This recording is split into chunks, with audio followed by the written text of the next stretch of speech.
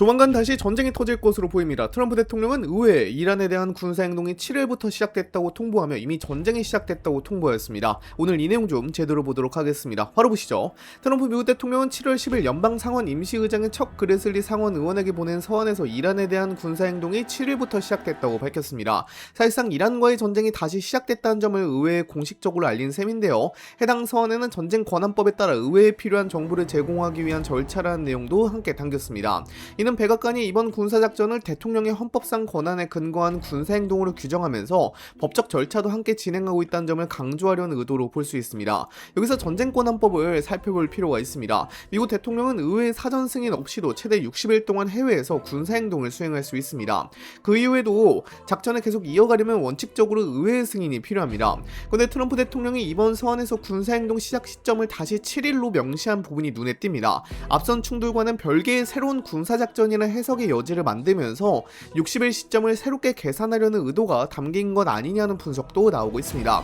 물론 이런 의문이 생길 수도 있습니다. 이미 미국과 이란은 올해 2월 말부터 무력 충돌을 이어왔는데 60일은 훨씬 지난 것 아니냐는 이야기입니다. 하지만 백악관은 휴전과 군사행동 체계를 구분하면서 이번 작전을 새로운 국면으로 해석하는 모습을 보이고 있습니다. 이런 해석이 받아들여질지는 별개의 문제지만 법률적으로는 새로운 군사행동이라는 틀을 만들어 움직이고 있다는 점은 분명해 보입니다. 다만 전쟁권한법은 오래전부터 실효성을 놓고 논란이 이어져 왔습니다. 실제 역사에서도 대통령이 60일을 넘겨 군사작전을 계속한 사례는 여러 차례 있었고 의회가 이를 즉시 중단시키는데 성공한 경우는 많지 않았습니다. 설령 의회가 군사행동 중단을 요구하는 결의안을 통과시키더라도 대통령이 거부권을 행사하면 다시 상하원에서 3분의 2 이상이 찬성해야 합니다. 이 문턱이 매우 높기 때문에 현실적으로 대통령의 군사행동을 강제로 멈추게 하는 일은 쉽지 않습니다. 이런 점을 감안하면 이번 의회 통보 역시 법적 형식을 갖추면서도 대통령의 군사적 재량권을 최대한 유지하려는 성격이 강하다는 평가가 나오고 있습니다. 근데 참 아이러니한 내용도 이번에 나오게 되었는데요. 트럼프 미국 대통령은 자신의 트루스 소셜에 미국을 호르무즈해의 수호자로 지칭하면서 해협을 통행하는 선박에 대한 안전 제공을 명목으로 모든 선적 화물에 대해 20% 비율로 비용을 받겠다고 밝혔습니다. 이게 이란 선박만 20%를 받는 것이 아니라요. 호르무즈해협을 지나가는 모든 선박이 미국에게 20%의 비율의 비용을 보호비를 명목으로 줘야 한다는 겁니다. 그동안 호르무즈해협 상선에 대한 이란의 통행료 부과를 맹비난하던 미국이 도리어 해협 안전보장을 이유로 비용 징수를 들고 나오면서 호르무즈해협의 경색이 가중되고 있는 상황입니다.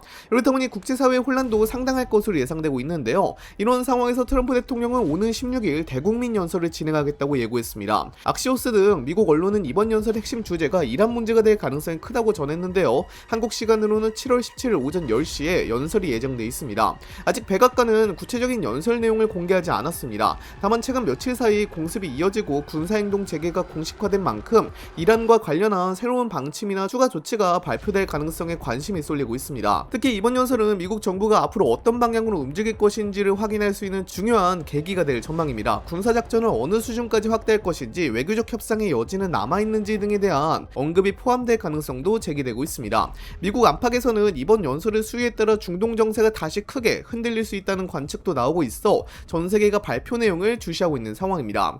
이어 트럼프 대통령은 보수 성향 라디오 프로그램인 휴 휴이 쇼에 출연해 더욱 강경한 입장을 내놨습니다. 그는 오늘 밤에도 내일도 세게 때릴 것이라며 공습이 일회성 대응이 아니라 계속 이어질 수 있다는 점을 시사했는데요. 그러면서 그들이 그것에 대해 할 수 있는 건 없다. 그들은 아무것도 할 수 없다. 할 수 있는 것이라고는 큰 소리 치는 것뿐이라고 말하며 이란의 군사적 대응 능력을 강하게 평가절하 했습니다. 미국이 군사적으로 우위를 확보하고 있다는 점을 대내외에 강조하려는 발언으로도 해석되고 있습니다. 진행자가 이란 지도부의 위치를 파악하고 있느냐, 또 제거할 수 있느냐고 묻자 트럼프 대통령은 그렇다라고 답했습니다. 다만 그 문제에 대해서는 더 이상 이야기하고 싶지 않다면서도 우리는 분명히 지켜보고 있다는 표현을 덧붙였는데요. 공개적으로 표적 제거 가능성을 부인하지 않으면서도 구체적인 군사 계획은 언급하지 않는 선을 유지한 것입니다. 이어 그는 우리는 그들을 제거하는 대신 하나의 본보기로 공격하는 것이라고 말하며 현재 진행 중인 공습이 경고의 성격도 포함하고 있다는 점을 강조했습니다.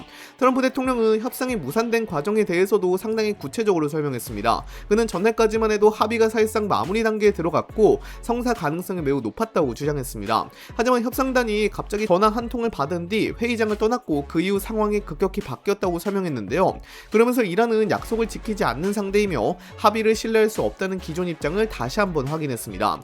이러한 발언은 협상 결렬의 책임이 미국이 아니라 이란에 있다는 점을 국제사회에 부각하려는 의도로도 볼 수 있습니다. 트럼프 대통령은 종전 양해각서 즉 MOU에 대해서도 의미심장한 평가를 내놨습니다. 그는 이 문서는 이란을 시험하기 위해 만든 것이었다고 말했는데요. 애초부터 최종적인 평화 합의가 아니라 상대방이 실제로 약속을 이행할 의지가 있는지 확인하는 과정이었다는 설명입니다.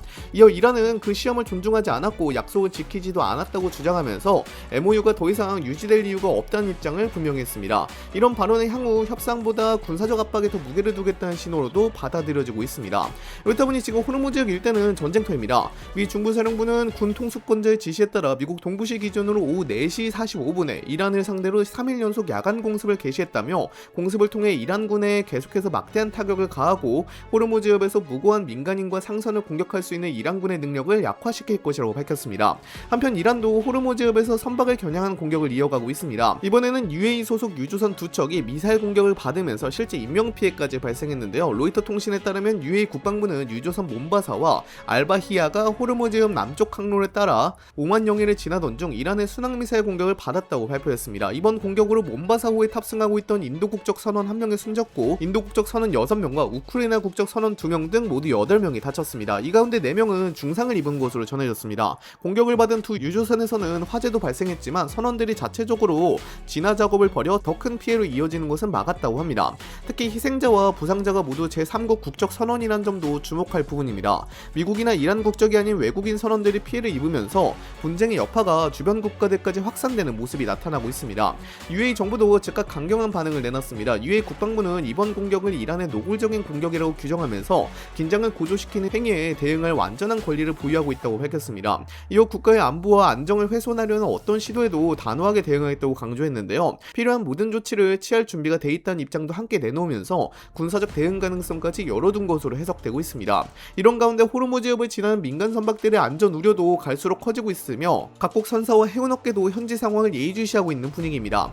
앞으로 관심에 쏠리는 부분은 이란이 어떤 방식으로 대응할 것이냐는 점입니다. 현재로서는 선택할 수 있는 카드가 여러 가지 남아있는데요. 먼저 중동 각지에 주둔하고 있는 미군 기지를 겨냥한 미사일이나 드론 공격 가능성이 거론됩니다. 이라크와 시리아, 걸프 지역에는 미국이 운용하는 주요 군사시설이 다수 배치되어 있는 만큼 이란이 직접 또는 우회적인 방식으로 압박에 나설 가능성이 제기되고 있습니다. 또한 최근 전장에서 활용 빈도가 높아진 자폭 드론과 순항미사일을 이용해 이전처럼 미국의 군사시설이나 군수지원 거점을 노릴 수 있다는 분석도 나오고 있습니다. 여기에 이란과 협력관계를 유지해온 친이란 무장 세력들의 움직임도 변수입니다. 이라크와 시리아의 친이란 민병대, 레바논의 헤즈볼라, 예멘의 후티 반군 등이 동시에 움직이기 시작할 경우 전선은 한 지역에 머물지 않을 가능성이 있습니다. 이미 후티 반군 같은 경우에는 사우디아라비아와 후티 반군 간의 교전이 재개된 상태입니다. 이스라엘에 대한 공격 가능성도 배제하기 어렵습니다. 이란은 과거에도 이스라엘을 미국과 함께 주요 적대 세력으로 규정해왔는데요. 이번 충돌이 장기화될 경우 탄도미사일이나 드론을 활용한 직접 공격 또는 친이란 무장 세력을 통한 간접 공격이 다시 이어질 가능성이 거론되고 있습니다. 이스라엘 역시 미사일 방어 체계를 최고 수준으로 가동하고 군사 대비 태세를 강화하고 있는 것으로 알려졌습니다. 만약 이스라엘 본토를 겨냥한 대규모 공격이 현실화된다면 미국의 군사 개입도 지금보다 더욱 확대될 가능성이 있어 중동 전체가 새로운 국면으로 접어들 수 있다는 관측도 나오고 있습니다.